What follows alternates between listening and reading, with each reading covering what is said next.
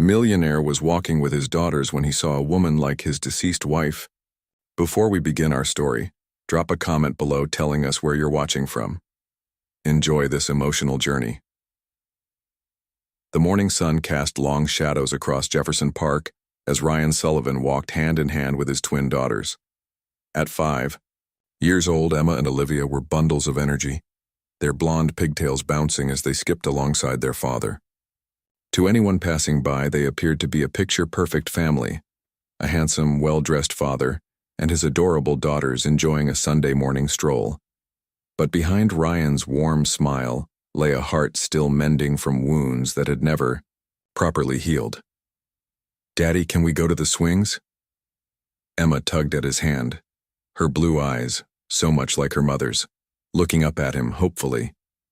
"Of course, Princess," Ryan replied, his voice softening as it always did when addressing his daughters. "Just stay where I can see you."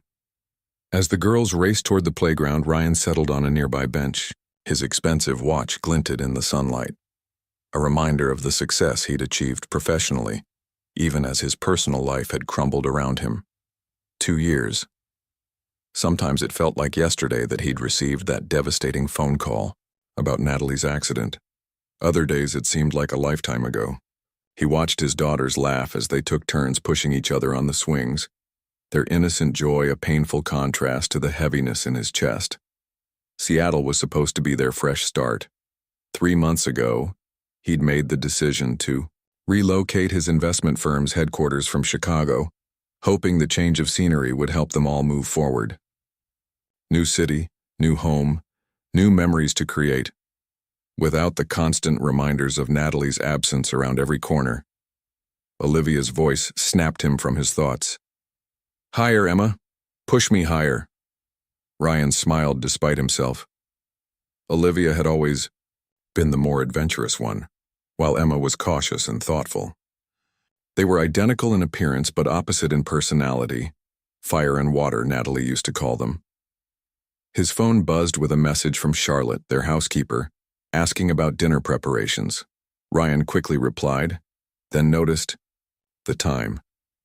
They should head home soon if they wanted to have time for the art project he'd promised the girls they could work on today. 5 more minutes, then we need to go, he called to them. As he waited, Ryan observed a woman sitting alone on a bench across the playground. Something about her posture seemed familiar, but he dismissed the thought. In the 2 years since Natalie's death, he'd seen her countless times, in crowds, on streets, in stores, only to be disappointed when the woman turned, revealing a face that belonged to a stranger. The grief counselor had explained this was normal, part of the denial stage of grief, but Ryan wondered if he'd ever truly move past it, especially with Emma and Olivia growing more and more to resemble their mother each day. "Daddy, can we come back tomorrow?" Emma asked as they finally headed toward the park exit. Ryan tousled, her hair affectionately. "We'll see, sweetheart. Daddy has a busy week ahead." As they walked away, Ryan never noticed the woman on the bench watching them intently, her hands trembling as she pulled her sunglasses lower to hide the tears in her eyes. The alarm blared at 5:30 a.m., and Ryan's hand found it with practiced precision. He allowed himself exactly 10 seconds to lie with his eyes closed before forcing himself upright. The Sullivan household ran on a meticulous schedule. It had to, with twin 5-year-olds and a company to run. By 6:15, Ryan had showered, dressed, in a tailored navy suit, and was quietly opening the door to the girls' bedroom. The room was a study in contrasts. Emma's side neatly organized, Olivia's looking like a tiny tornado had passed through. He smiled at the sight of them sleeping. Peacefully, their identical faces relaxed in slumber. "Rise and shine, my little stars," he whispered, gently rubbing their backs. Olivia groaned and pulled her blanket over her head while Emma obediently sat up, rubbing her eyes. "Daddy is at school today?" Emma asked, her voice still thick with sleep. "Yes, sweetheart. And Daddy has a big meeting, so we need to get moving." The morning routine unfolded like a well-rehearsed dance. By 7:30, both girls were dressed in their school uniforms, their hair neatly braided, a skill Ryan had mastered through countless YouTube tutorials. and seated at the kitchen island eating breakfast while Charlotte prepared Ryan's coffee. "Remember, I won't be picking you up today," Ryan reminded them as he helped Olivia with her stubborn shoelaces. "Charlotte will take you to your art class after school and I'll meet you at home for dinner." Emma nodded seriously, always the responsible one. "We'll be good for Charlotte, Daddy." "I know you will," Ryan said, dropping a kiss on her forehead. The drive to Westlake Academy was filled with the girls' chatter about their upcoming class project. Ryan listened attentively, asking questions at the right moments, even as part of his mind rehearsed his presentation for the investors' meeting. After dropping the girls off with a hug and a promise to be home in time to read their bedtime story, Ryan drove downtown to Sullivan Investments' Seattle headquarters. "Morning, boss." James Clark, his CFO and oldest friend, greeted him as he walked through the office. "Ready to dazzle the Nakamura Group?" Ryan nodded, switching into business. "Fruitin, the presentation's solid. If they sign, we'll be expanding into Asian markets 6 months ahead of schedule." Hours later, as the Nakamura executives filed out with handshakes and promises of partnership, James clapped Ryan on the shoulder. "You never cease to amaze me," James said, "running a multinational company while raising those girls on your own." "I don't know how you do it," Ryan's professional smile faded. "I don't have a choice." "You know what I mean." James lowered his voice. "Most men would have remarried by now, found someone to help shoulder the burden." "The girls aren't a burden," Ryan replied sharply. Then, seeing James's concerned expression, he softened his tone. "Besides, who has time to date, between the girls and the company?" "It's been 2 years, Ryan," James said gently. "Natalie would want you to move on." Ryan checked his watch. "I need to make a call before my next meeting." As he walked away, Ryan pushed down the familiar ache that always accompanied mentions of Natalie. Moving on wasn't the problem. He just couldn't imagine letting anyone else into the fragile equilibrium he'd managed to create in their lives. His phone buzzed with a text from Charlotte. Olivia forgot her lunch, dropped it off, but she seemed upset about something. Might want to call. Ryan sighed, already dialing the school's number as he hurried back to his office. Another day in the delicate balancing act that had become his life. The framed photograph sat on Ryan's nightstand, a constant reminder of what he'd lost. In it, Natalie smiled brightly, her arms wrapped around a 3-year-old Emma and Olivia. They were at the beach, the Chicago skyline visible in the distant background. It was the last family vacation they'd taken before everything fell apart. Ryan ran his finger along the edge of the frame, a ritual he performed most nights before sleep. 2 years hadn't dulled the ache of her absence. "Daddy?" A small voice pulled him from his thoughts. Emma stood in the doorway, clutching her favorite. "Stuffed rabbit, what's wrong, sweetheart?" Ryan patted the bed beside him. "I had the dream again," she said, climbing up and nestling against him. "The one where Mommy is calling for us, but I can't find her." Ryan swallowed hard, stroking her hair. These dreams had become more frequent since they'd moved to Seattle. "It's just a dream, Em. Your mind is working through things while you sleep." "But it felt real," Emma insisted. "She was in a park and she looked different, but I knew it was her."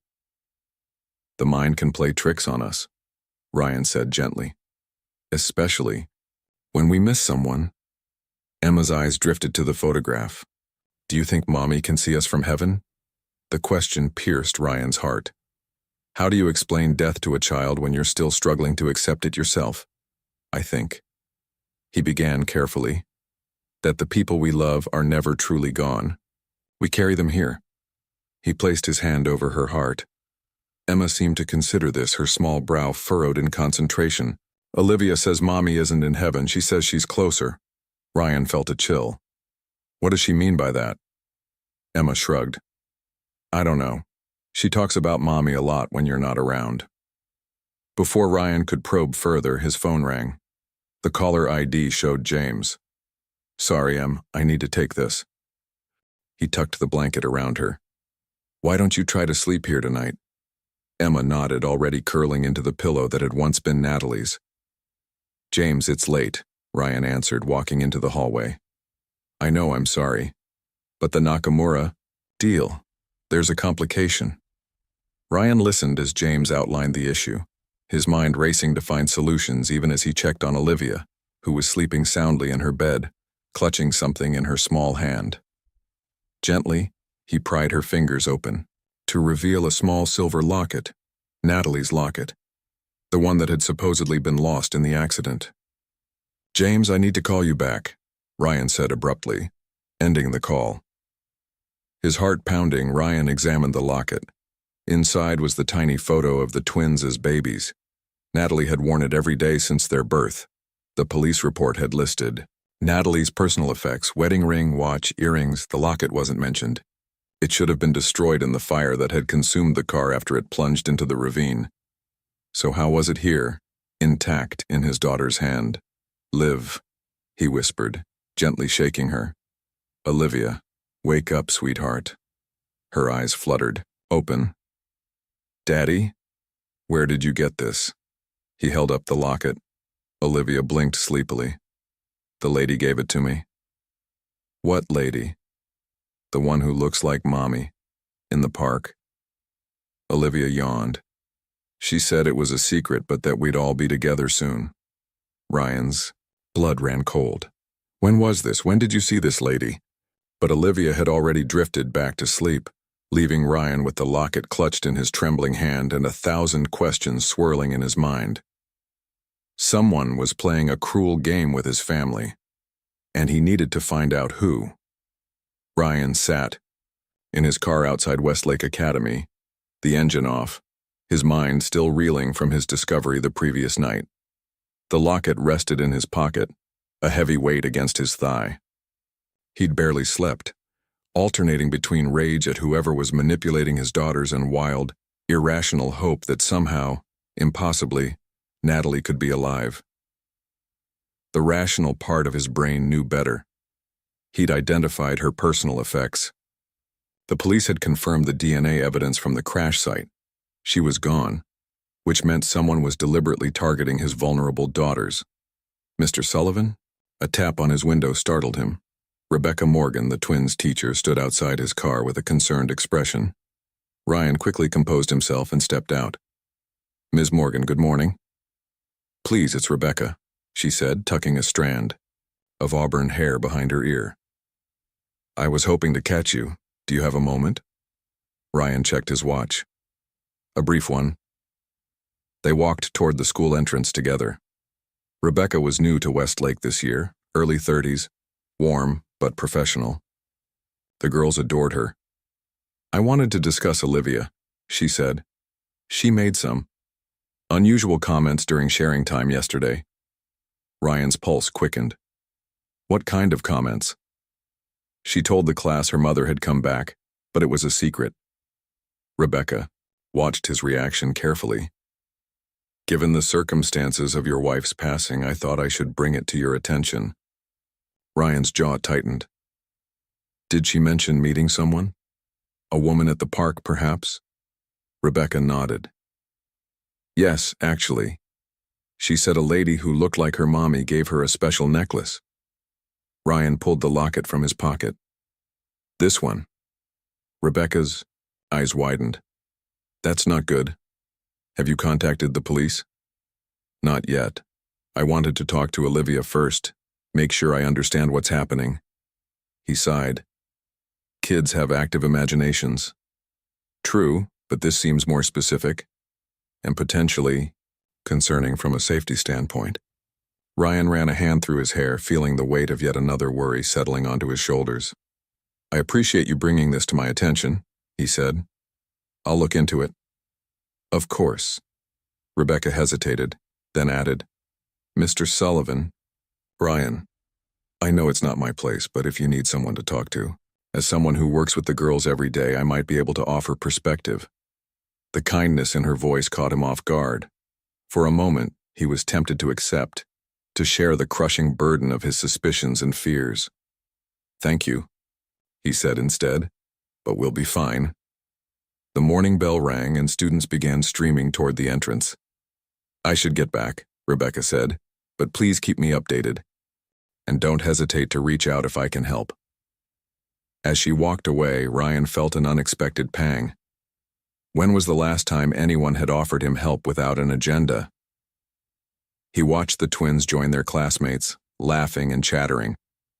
To an outsider, they looked like normal, happy children. No one would guess they were processing grief, adapting to a new city, and now apparently being manipulated by a stranger. Or was it something else? The thought he'd been suppressing all night resurfaced. What if, by some miracle? No, he couldn't go down that road again. The crash investigators had been clear. No one could have survived that accident. Ryan pulled out his phone and dialed James. "I need you to find me the best private investigator in Seattle," he said without preamble. "And I need the complete police report from Natalie's accident, the full file, not the summary." "Ryan, what's going on?" "I don't know yet," Ryan replied, watching his daughters disappear into the school building. "But I intend to find out." The private investigator's office was nothing like the film noir cliches Ryan had half expected. Instead, Michael Dawson operated out of a modern space in downtown Seattle, with sleek furniture and state-of-the-art technology, Mr. Sullivan, Dawson said, extending his hand. "James speaks highly of you." Ryan nodded, taking in the man before him. Mid-50s, ex-military judging by his posture, with observant eyes that seemed to catalog every detail. "I appreciate your discretion in this matter," Ryan said, settling into a chair across from Dawson's desk. "That's what you're paying for." Dawson opened a notebook. "Tell me what's happening." Ryan placed Natalie's locket on the desk between them. "My daughter had this in her possession yesterday. It belonged to my wife, who died 2 years ago in a car accident outside Chicago." Dawson picked up the locket, examining it carefully. "And this wasn't recovered from the accident site?" "No. According to my daughter, a woman gave it to her at the park, a woman who apparently resembles my late wife." Dawson's expression remained neutral. "Children often create elaborate stories to process grief." "I considered that," Ryan said.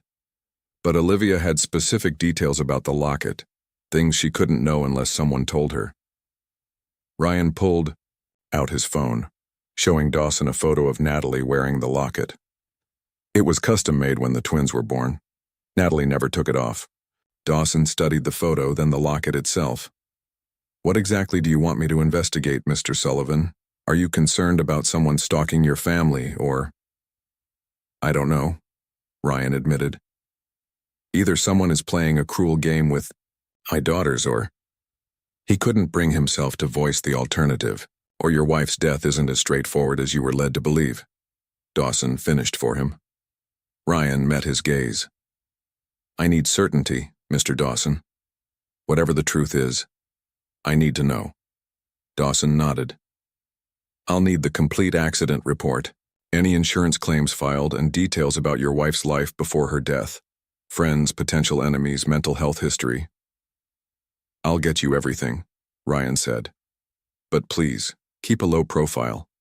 My daughters have been through enough." As Ryan left the investigator's office, his phone buzzed with a text from Charlotte. "Girls asking to go to Jefferson Park again. Should I take them?" Ryan hesitated. The park was where Olivia claimed to have met the mysterious woman. Part of him wanted to forbid them from going there again, but that might only fuel their curiosity. "Yes, but don't let them out of your sight," he texted back. "I'll meet you there in an hour." At the Sullivan home that evening, Ryan sat at his desk reviewing the accident report James had obtained. The details were as grim as he remembered. Natalie's car found at the bottom of a ravine, the resulting fire so intense that only partial remains were recovered. The coroner had used dental records for positive identification, but something caught his eye. A witness statement from a hiker who reported seeing a woman matching Natalie's description leaving the area on foot shortly before the car was discovered. The police had dismissed this, concluding the witness was mistaken about the timing. Ryan's phone rang, interrupting his thoughts. It was Dawson. "Mr. Sullivan, I've just begun preliminary research, but there's something you should know. The insurance payout for your wife's death. Someone tried to redirect it 2 months after the accident." "What? Who?" "The attempt failed because it lacked proper authentication, but the request came from a temporary email address created at A library in Vermont. Ryan's heart pounded. Vermont? Yes. Does that location mean anything to you? Natalie's best friend from college lives in Burlington, Ryan said slowly. They stayed close over the years. I suggest we start there, Dawson replied. I'll book a flight for tomorrow. After hanging up, Ryan walked to the twins' bedroom. They were asleep, holding hands across the small space between their beds, something they'd done since they were babies.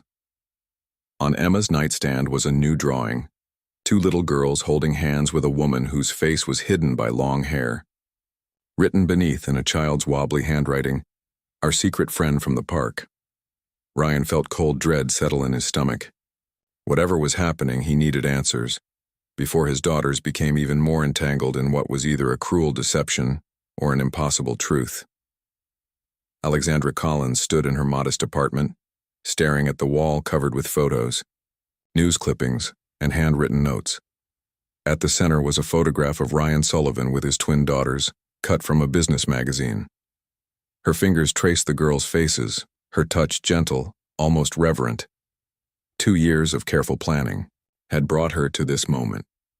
2 years of rebuilding herself from nothing, of therapy sessions where she could never tell the complete truth, of nightmares where small voices called for her in the darkness. She pulled her long brown hair into a ponytail, hair that was once blonde, before she changed everything about herself. The face that looked back from the mirror was thinner than it had been, with new lines around the eyes that spoke of sleepless nights and constant vigilance. You can still walk away, she whispered to her reflection. Leave them alone. They've moved on, but the pull was too strong. Since discovering Ryan had relocated to Seattle, her new home for the past year, the coincidence had seemed like fate. She hadn't planned to approach the girls, had promised herself she would only watch from afar, but then she'd seen them at Jefferson Park, and Olivia had looked directly at her with such intensity that Alexandra felt recognized. Her phone buzzed with a calendar alert. School pickup, 3:15 p.m. Not that she needed the reminder. She knew their schedule by heart now. Ryan dropped them off at 8:10 each morning. Charlotte, the housekeeper, picked them up at 3:15. On Tuesdays and Thursdays, they had art class until 5:00. Sundays were park days, weather permitting. Alexandra grabbed her jacket and sunglasses, her usual disguise. She never got too close, was careful to blend in with other parents and nannies. Until yesterday when Olivia had suddenly appeared beside her bench. You look like someone, the little girl had said, studying Alexandra's face with unnerving focus. Alexandra had nearly panicked, but years of compartmentalizing emotions helped her maintain composure. Do I? Who might that be? My mommy, but she's in heaven. The words had pierced Alexandra's heart. I'm sorry to hear that. It's okay. Daddy says she watches over us. Olivia had tilted her head. Do you like swings? Such an innocent question from a child with no concept of the chaos swirling around her. Before Alexandra could answer, Emma had joined them, more cautious than her sister but equally curious. The conversation that followed was brief, but in a moment of weakness, or perhaps clarity, Alexandra had given Olivia the locket. The one possession she couldn't bring herself to destroy during her carefully orchestrated disappearance. This is very pretty, Olivia had said, opening it to reveal the tiny photos inside. It belongs to someone special, Alexandra had replied. Someone who loves you very much. Now, as she prepared to position herself near Westlake Academy, Alexandra wondered if she'd made a terrible mistake. The locket could lead Ryan straight to her, before she was ready, before she knew what to say or how to explain the inexplicable. Outside the school, Alexandra stationed herself at a cafe across the street. Through the window, she spotted Charlotte arriving in the Sullivans' Mercedes SUV, right on schedule. A tap on her shoulder made her jolt. She turned to find herself face to face with a man she didn't recognize, mid-50s with the watchful eyes of someone accustomed to noticing details. Mind if I join you? He asked, already setting his coffee cup on her table. Alexandra's instincts screamed danger. Actually, I was just leaving. I think you'll want to hear what I have to say, Mrs. Sullivan. His voice was low, but the name hit her like a physical blow.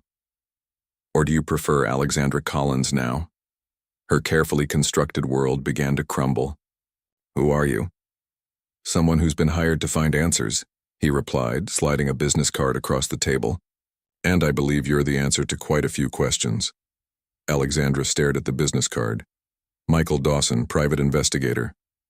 Her hand trembled slightly as she set her coffee cup down. You've made a mistake, she said, struggling to keep her voice steady. My name is Alexandra Collins. Is it? Dawson raised an eyebrow. Interesting coincidence that Alexandra Collins only seems to exist for the past 20 months. No credit history before that. No employment records, no social media footprint. Alexandra's eyes darted toward the exit. I'm a private person. Private enough to observe your supposed look-alikes' children from a distance?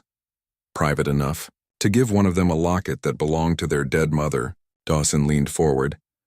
Mrs. Sullivan, I've been doing this job for 25 years. I recognize desperation when I see it. You don't understand, Alexandra whispered, her composure cracking. It's complicated. Then uncomplicate it. Ryan, Sullivan deserves answers. The mention of Ryan's name made her flinch. How is he? Dawson's expression softened slightly. Confused, angry, hopeful in a way that scares him. Alexandra closed her eyes briefly. I never meant to hurt them. And yet you gave your daughter a locket knowing it would raise questions. I just wanted. She trailed off, unsure how to explain the irresistible pull she'd felt. The need to establish some connection, however small. Mr. Sullivan has authorized me to offer you a choice, Dawson continued. Meet with him privately to explain yourself, or he'll involve the authorities. Faking your death, insurance fraud. These are serious crimes. Alexandra's face paled. You don't understand what I was going through. What it was like to feel so erased. You're right, I don't understand abandoning your children, Dawson said, his tone hardening. But my job isn't to judge you. It's to find answers. Outside, Charlotte was helping the twins into the SUV. Alexandra watched as Emma glanced in her direction, her small face lighting up with recognition. The girl tugged on Charlotte's sleeve, pointing toward the cafe window. They recognize you, Dawson observed.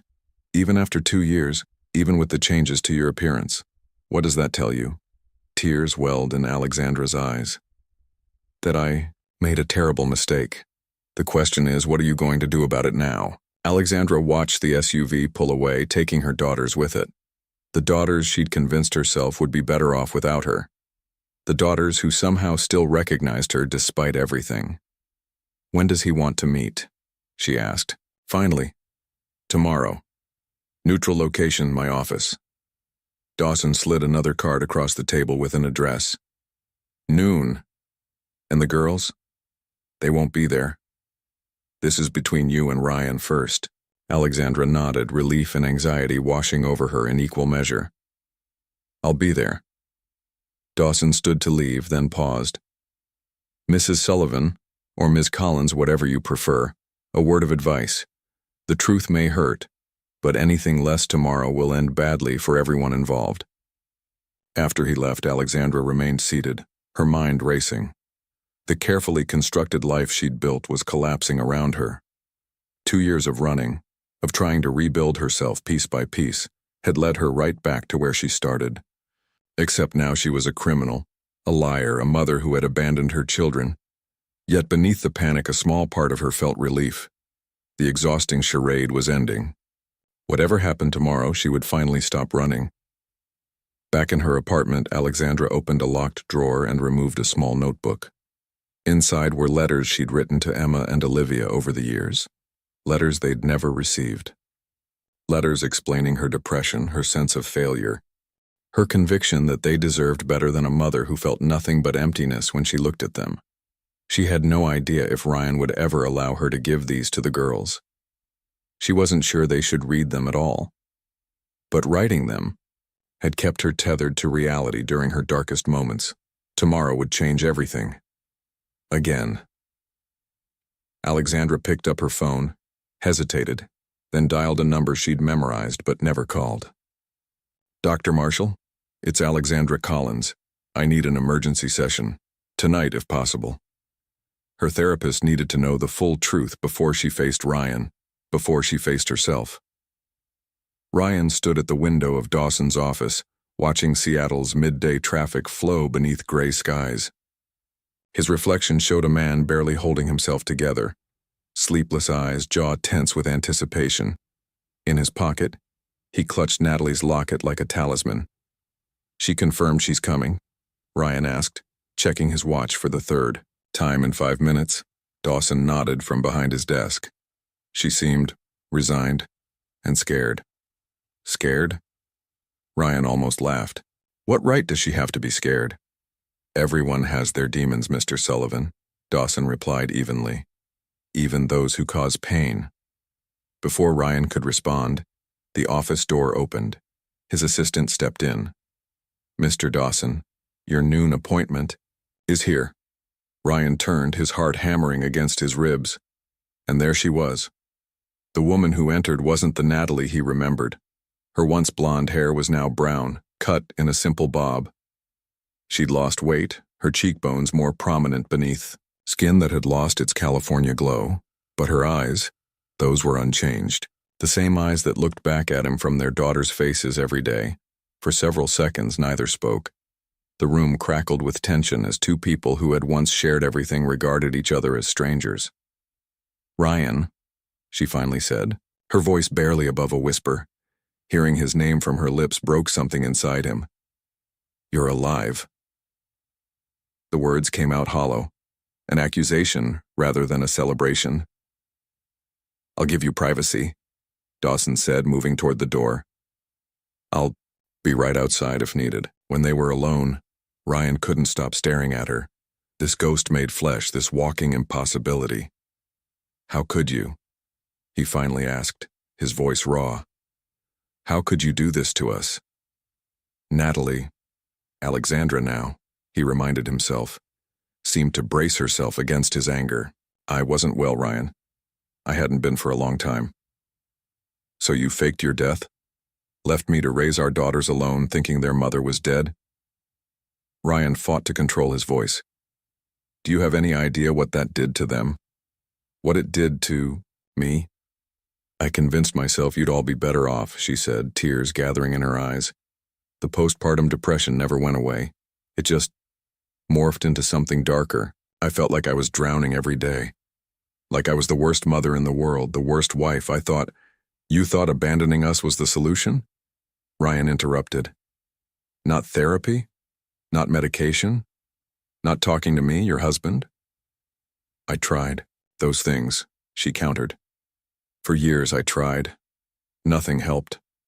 I felt like a shell, going through motions, pretending to be someone I couldn't remember how to be anymore."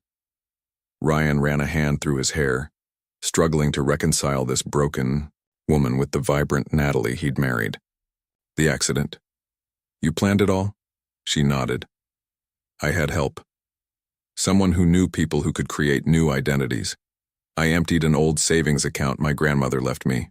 I arranged everything. And never once thought about what it would do to Emma and Olivia to grow up without their mother." Alexandra flinched. "I thought about them every day. Every single day, Ryan. But not enough to come back," he said bitterly. "I couldn't face what I'd done," she admitted. "And then, by the time I started healing, started understanding the magnitude of my mistake through therapy, it seemed too late. How do you come back from the dead? How do you explain to your children why you left them?" Ryan leaned against the window, suddenly exhausted. "Why now? Why Seattle?" "I've been here a year. I didn't know you were moving here. When I saw you and the girls at the park that first time, I thought I was hallucinating." She paused. "They've grown so much." "No thanks to you," Ryan snapped, then immediately regretted his harshness when he saw her crumple. "I deserve that," she whispered. "I deserve all your anger. But Ryan, please believe me when I say I never stopped loving them. Or you."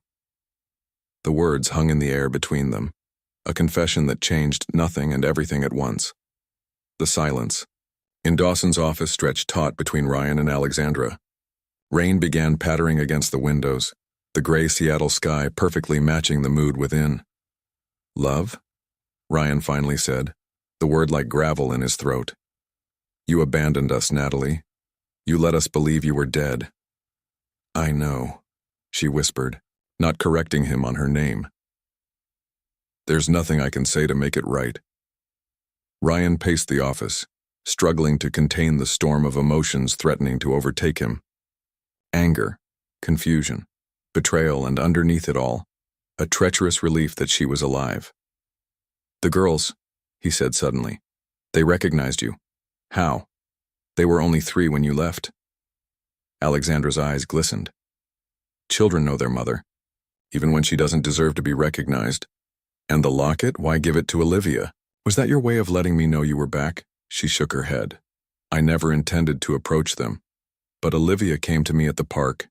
She said I looked like someone she knew." Her voice broke. "Someone in heaven. I couldn't. I wasn't thinking clearly. The locket was all I had kept from before." Ryan pulled the locket from his pocket. "Do you have any idea what it did to me when I found this? I thought I was losing my mind."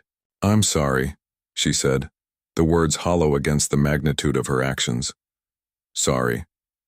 Ryan laughed humorlessly. 2 years of thinking you died, of raising our daughters alone, of nightmares and grief and trying to explain to 2 little girls why their mommy is never coming home. And you're sorry." Alexandra stood, her movements hesitant. "Ryan, I know I don't deserve forgiveness. I don't even expect it. But I need to tell you everything. About the depression. About how empty I felt. I don't care," Ryan interrupted, his voice sharp. "I don't care why you did it. I care about what happens now. The girls know something's going on. They talk about the park lady constantly. What am I supposed to tell them?" "I don't know," Alexandra admitted. "I haven't thought that far ahead." Of course you haven't," Ryan said bitterly. "Just like you didn't think about the consequences 2 years ago." A knock interrupted them. Dawson opened the door slightly. "Everything all right in here?" Ryan nodded curtly. Dawson retreated, closing the door. "What do you want, Natalie?" Ryan asked, suddenly exhausted. "Why come back into our lives at all?" Alexandra took a deep breath. "When I first saw you and the girls here in Seattle, I told myself I'd stay away, but I couldn't. Seeing them, it broke something inside me. All the walls I'd built to justify what I'd done." Ryan studied her face, searching for the woman he'd once loved. "And now?" "Now I want whatever you'll allow," she said softly. "Even if it's just knowing they're okay. Even if you never let me see them again." Ryan closed his eyes, feeling the weight of a decision no parent should ever have to make. How could he keep his daughters from their mother, but how could he introduce them to the woman who had abandoned them so completely? "I need time," he finally said. "This isn't just about you and me. It's about Emma and Olivia. They're happy now, stable. I won't let you disrupt that unless I'm certain you won't hurt them again." Alexandra nodded, wiping tears. "I understand. I'll contact Dawson when I've decided how to proceed," Ryan continued, his voice steadier now. "Until then, stay away from my daughters." "Our daughters," Alexandra whispered. Ryan's eyes hardened. "You gave up that right when you chose to die." As he turned to leave, Alexandra called after him. "Ryan, there's something else you should know about why I came to Seattle in the first place." Ryan paused at the door. "What?" "I have family. Here," she said. "Not blood relation, but someone who helped me. Someone who knew I was alive all along." Ryan felt a fresh wave of betrayal. "Who?" "Your sister, Claire." The revelation hit Ryan like a physical blow. His own sister had known the truth and kept it from him all this time. Without another word, he walked out, leaving Alexandra alone with the consequences of her confession. The drive to Claire's apartment was a blur.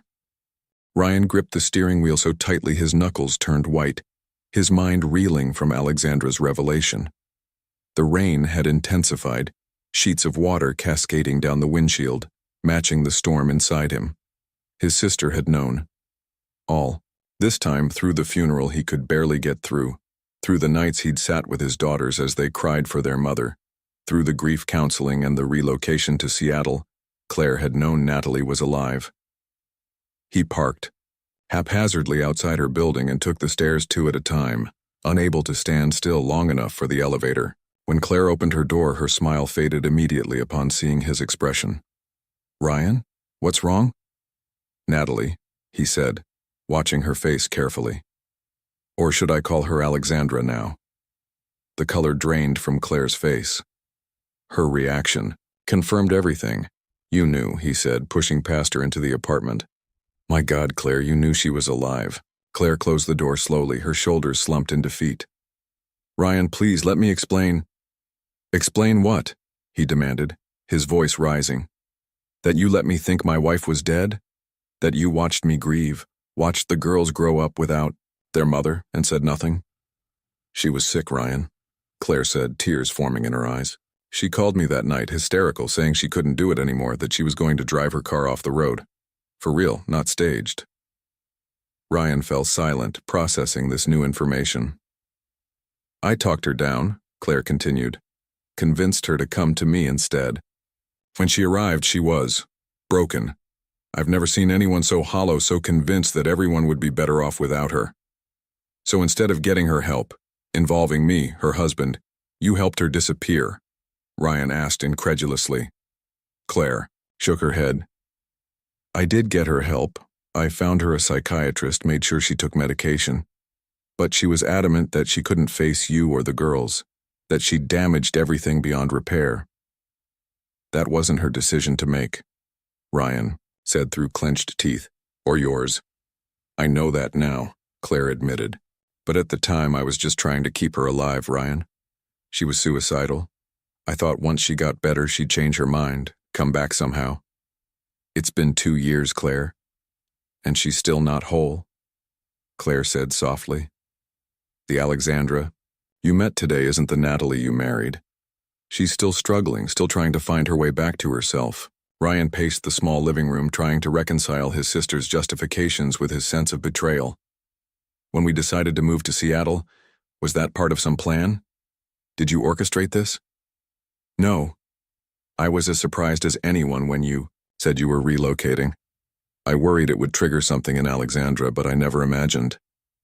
Claire trailed off. "Never imagined she'd approach our daughters? Give Olivia her locket?" Claire looked stunned. "She did what?" "Ryan, I've been telling her to stay away until she was ready to face everything. I never thought she'd contact the girls directly." Ryan collapsed onto Claire's couch, suddenly drained. "The girls think they've found their dead mother, Claire. Do you have any idea what this is going to do to them?" Claire sat beside him, tentatively placing a hand on his arm. "I'm so sorry. I thought I was protecting everyone. Natalie from herself, you and the girls from watching her deteriorate further. I made a terrible mistake." Ryan couldn't bring himself to look at his sister. The one person he'd counted on through everything had been living a double life, harboring the secret that had defined his existence for 2 years. "What happens now?" Claire asked quietly. Ryan stared out at the rain-washed city, at the life he'd built on a foundation of lies. "I don't know, but whatever it is, I have to put Emma and Olivia first." "Of course," Claire nodded. "And Ryan, whatever you decide about Natalie, about the girls, I hope someday you can forgive me." Ryan stood, his expression unreadable. "I need to go home to my daughters. They're the only truth I have left." He walked out into the rain, leaving behind his sister and another piece of the life he thought he knew. That evening, Ryan sat on the edge of Emma's bed, watching his daughters sleep. They had finally drifted off after their usual bedtime routine. Bath, story, and the endless negotiations children employ to delay sleep. Tonight he'd indulged their every request, grateful for their simple presence, their uncomplicated love. Olivia clutched her stuffed elephant, one arm flung dramatically across the pillow. Emma slept more neatly, hands tucked under her cheek. They looked so peaceful, so blissfully unaware of the earthquake that had just shaken the foundations of their world. Ryan gently brushed a strand of hair from Emma's forehead, marveling at how perfectly she mirrored her mother's features. How had he not seen Natalie in the park lady the girls had described? Perhaps because the possibility was so far beyond what he could imagine that his mind simply refused to consider it. His phone vibrated with a text from James. "You okay? Need anything?" Ryan had called his friend earlier, needing to share the burden of what he'd discovered with someone who hadn't betrayed him. James had listened in stunned silence before offering to come over.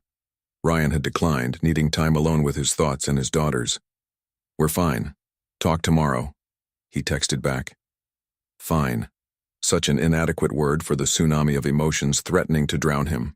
Anger still simmered beneath everything. At Natalie for her deception, at Claire for her complicity, at himself for not seeing what was happening to his wife before she took such a drastic step. But beneath the anger lay something more complex. A tentative, frightening hope. Natalie was alive.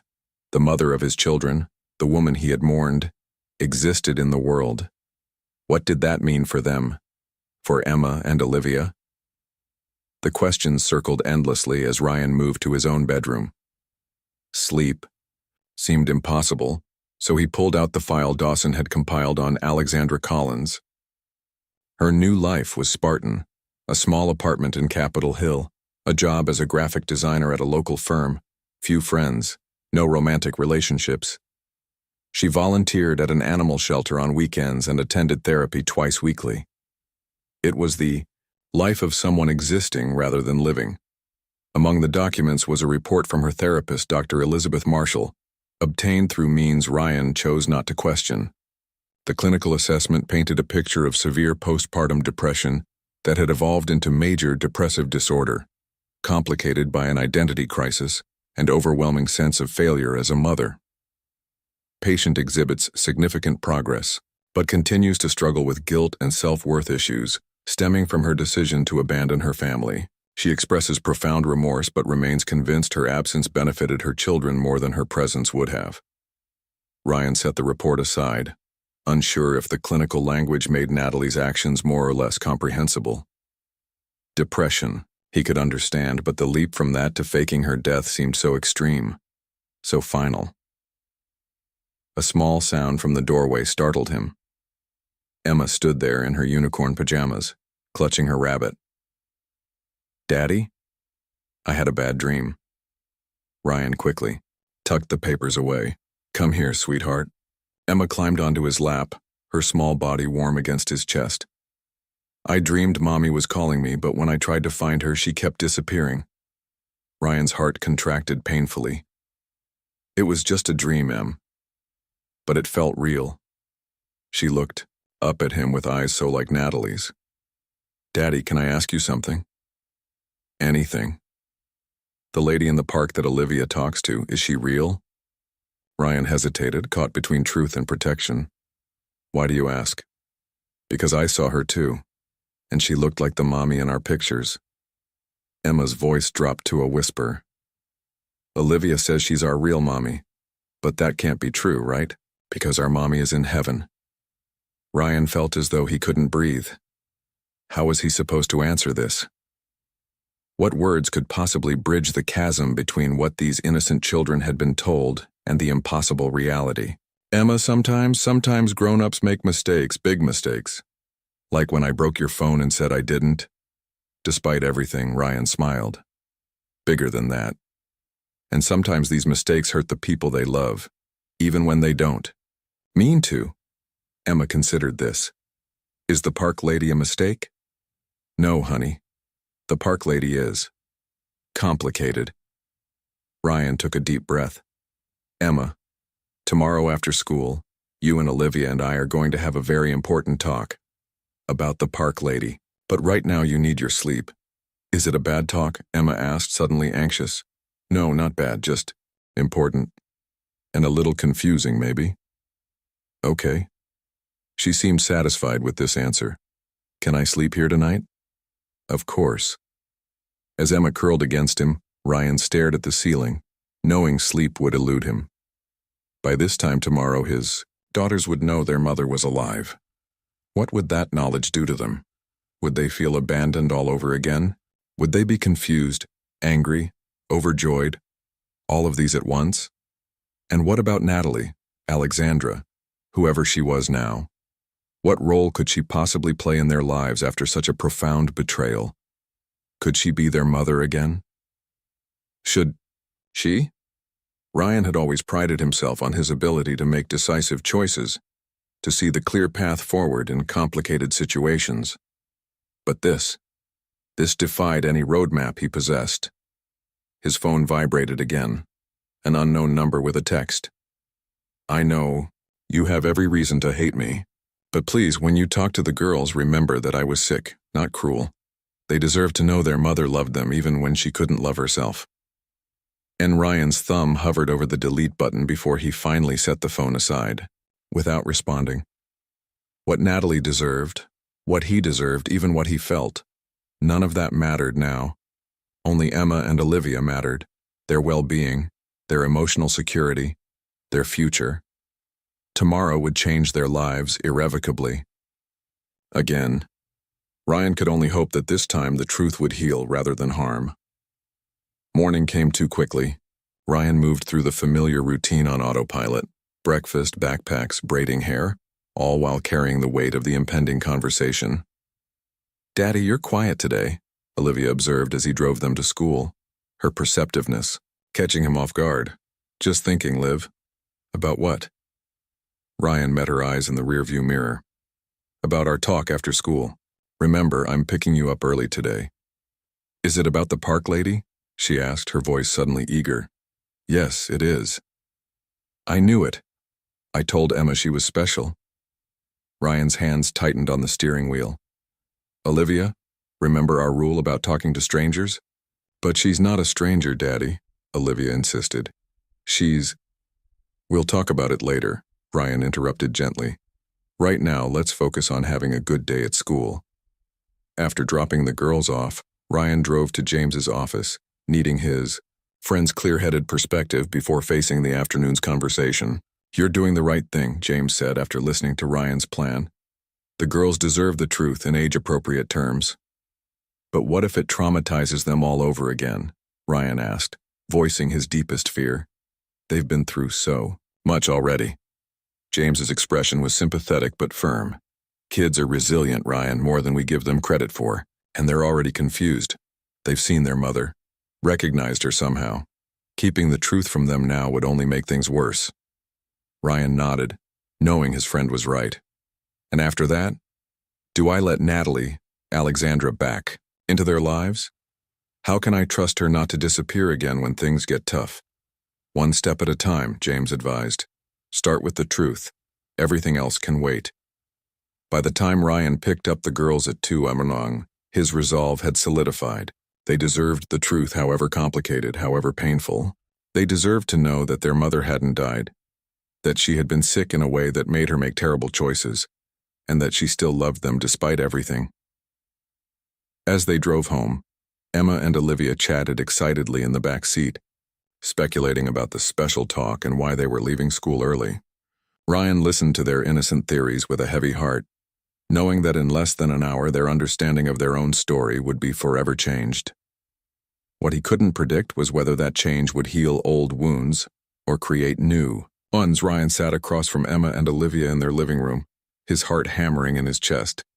He'd arranged them on the sofa, their small faces curious and expectant. Charlotte had been sent home early, ensuring their privacy for this impossible conversation. Girls, do you remember when we talked about Mommy going to heaven?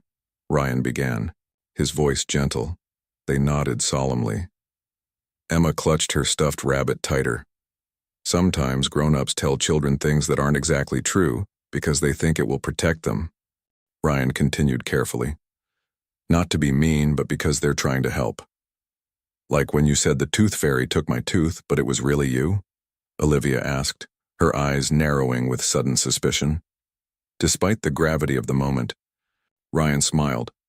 Something like that, but much more serious. He took a deep breath. The truth is, girls, your mommy didn't actually go to heaven. The twins exchanged glances, processing this information with identical looks of confusion. But you said...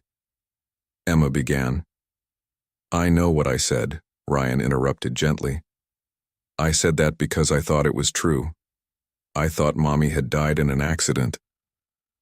But she didn't? Olivia asked, leaning forward. No, she was very, very sick, but not the kind of sick you can see. It was a sickness in her feelings, in her mind. It made her very sad and confused, and she thought the best thing for everyone was if she went away. Where did she go? Emma's voice was small. Far away at first, but now she's here in Seattle. Olivia's eyes widened with sudden understanding. The park lady. I knew it. I told you, Emma. She turned back to Ryan, her expression triumphant. She gave me Mommy's necklace, the one with our baby pictures. Ryan nodded. Yes, that was her. She looks different now. Her hair is a different color and she calls herself by a different name. But she is your mommy. Why did she pretend to be dead? Emma asked, her brow furrowed with the effort to understand. Ryan chose his words carefully. Sometimes when grown-ups get very, very sad, they make big mistakes. Your mommy was so sad that she couldn't think clearly. She thought everyone would be happier without her, which wasn't true. Is she still sad? Olivia asked. Not as sad as before. She's been getting help from doctors who know how to help people feel better when they're that kind of sad.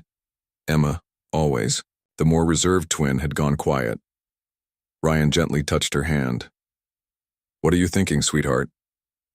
If Mommy didn't die, does that mean she didn't want us anymore? Her voice trembled. Ryan gathered Emma into his arms, his heart breaking at her question. No, Em, that's not it at all. She was sick. So sick that she couldn't see clearly how much she loved you or how much you needed her. It had nothing to do with you or Olivia. Can we see her?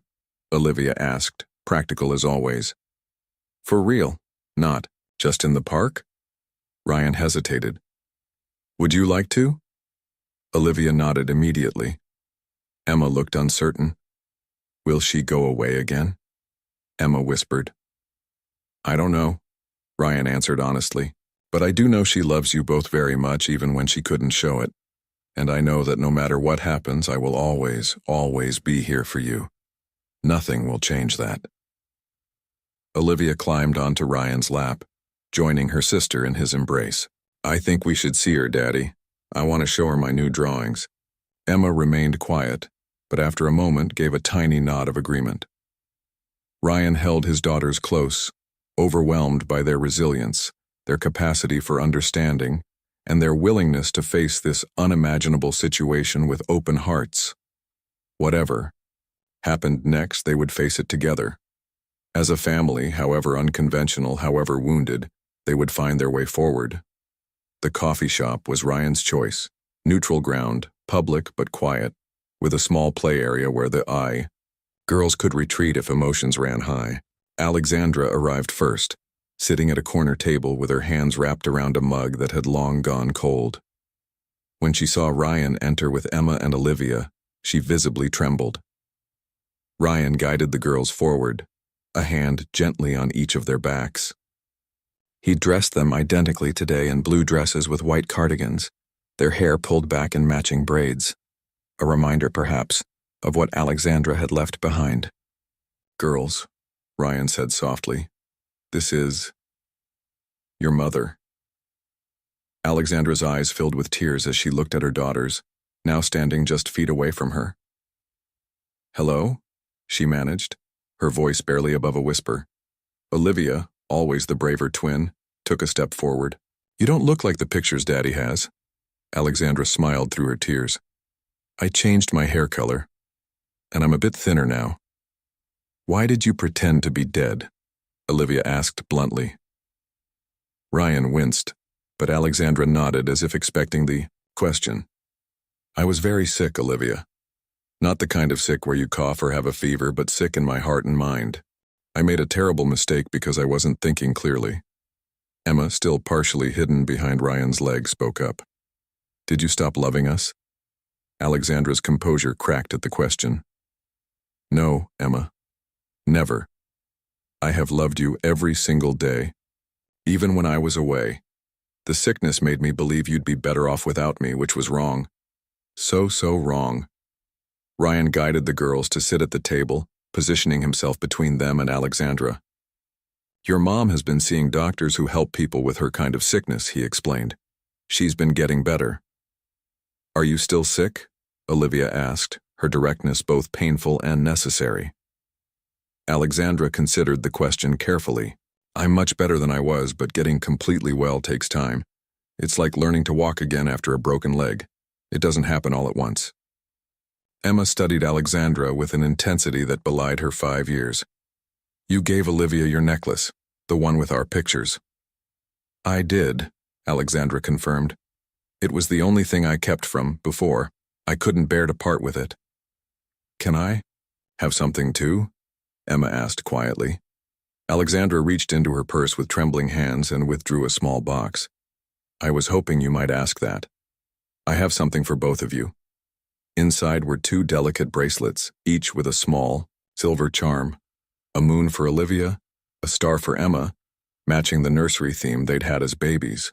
I remember, Emma whispered, touching the star charm. You used to tell us the moon and stars story, Olivia added, her voice warming slightly. About how they're always together in the sky, even when you can only see one of them. Alexandra nodded, clearly shocked they remembered.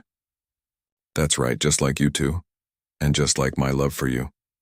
Even when you couldn't see it, it was always there. Ryan watched the interaction carefully, witnessing the tentative bridge being built between mother and daughters.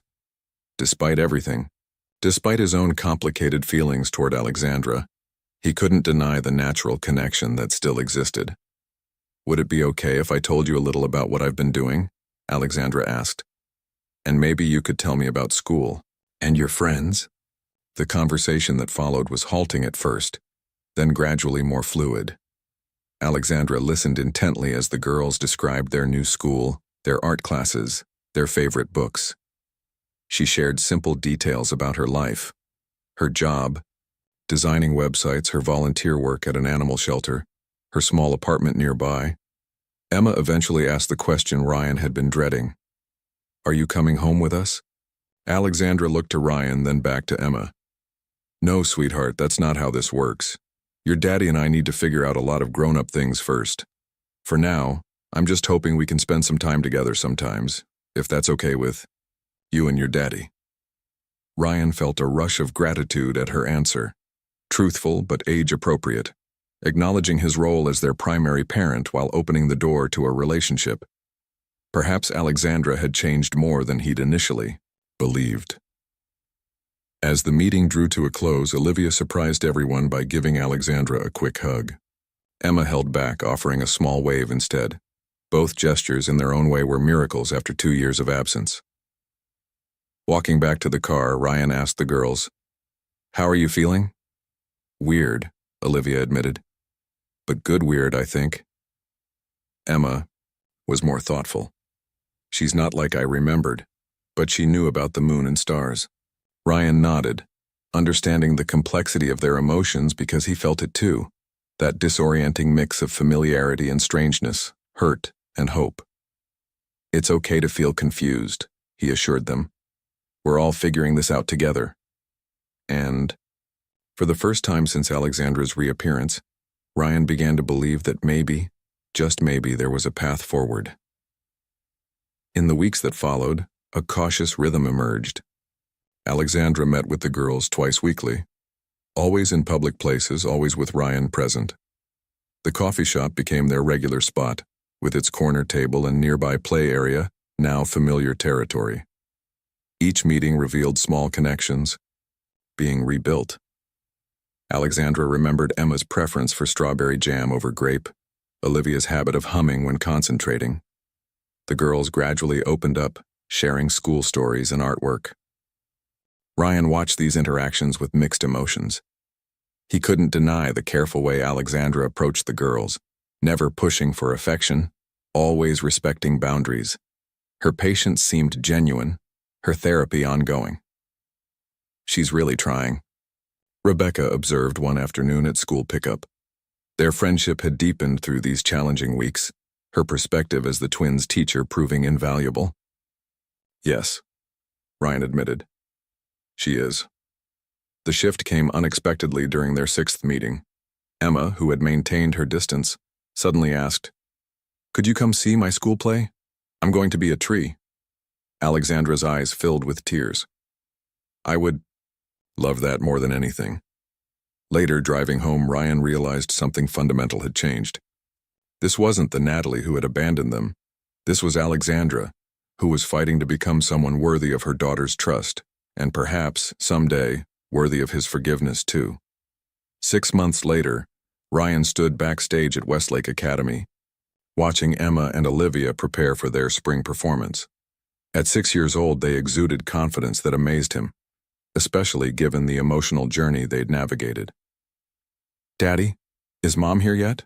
Olivia asked, adjusting her butterfly wings. "Front row, just like she promised," Ryan assured her. The word Mom no longer felt foreign when referring to Alexandra. Over months of consistent presence, therapy, both individual and family sessions, and unwavering commitment, she had earned back a place in their lives, not the same place, that was impossible, but a new one, carved from remorse, forgiveness, and healing. As Ryan took his seat beside Alexandra in the audience, she offered a tentative smile. "Thank you," she whispered, "for letting me be here." Ryan nodded, remembering their conversation last week. She'd apologized again, explaining she would spend her lifetime making amends but never expecting complete forgiveness. "I don't know if I'll ever fully understand why you left," he had told her, "but I understand who you are now." The curtain rose, revealing the twins in their costumes. Their faces lit up seeing both parents together, supporting them. In that moment, Ryan realized that redemption wasn't about erasing the past. It was about creating a future where past wounds no longer defined them. As the children began to sing, he felt something long broken inside him begin to heal.